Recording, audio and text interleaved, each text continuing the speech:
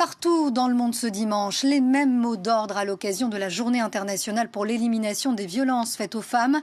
L'ONU lance une campagne de sensibilisation sur les réseaux sociaux.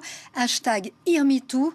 Écoutez, moi aussi, on voit les enjeux de cette journée avec Noufissa Charaï. La Banque mondiale l'affirme, entre 15 et 44 ans, le viol et la violence conjugale représentent un risque plus grand pour les femmes que le cancer, les accidents de la route, la guerre et le paludisme réunis.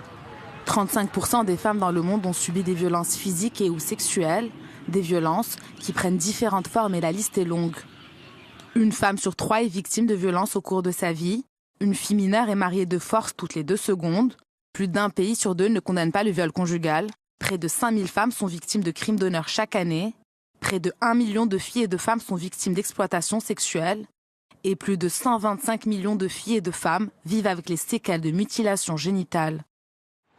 Mais le sort des femmes n'est pas le même sur tous les continents. Sur le continent américain, l'OMS affirme que près d'1 tiers des femmes sont victimes de violences sexuelles. En Afrique et dans la région de la Méditerranée orientale, cela bondit à 37% des femmes qui sont victimes de violences sexuelles. Ce chiffre atteint 38% au sud-est de l'Asie. Il redescend à 25% en Europe et dans le Pacifique occidental. Dans la grande majorité des pays, les adolescentes sont les plus exposées au risque de rapports sexuels forcés de la part de leurs conjoints. Sur 30 pays, seulement 1% d'entre elles se sont tournées vers des services d'aide professionnelle. Les femmes handicapées sont-elles en première ligne? Elles ont 2 à 4 fois plus de risques de subir des violences de la part de leurs partenaires. Dans le monde, 144 pays ont promulgué des lois sur la violence familiale et 144 disposent de lois relatives au harcèlement sexuel. Mais dans de nombreux cas, elles ne sont pas à la hauteur des attentes et des besoins.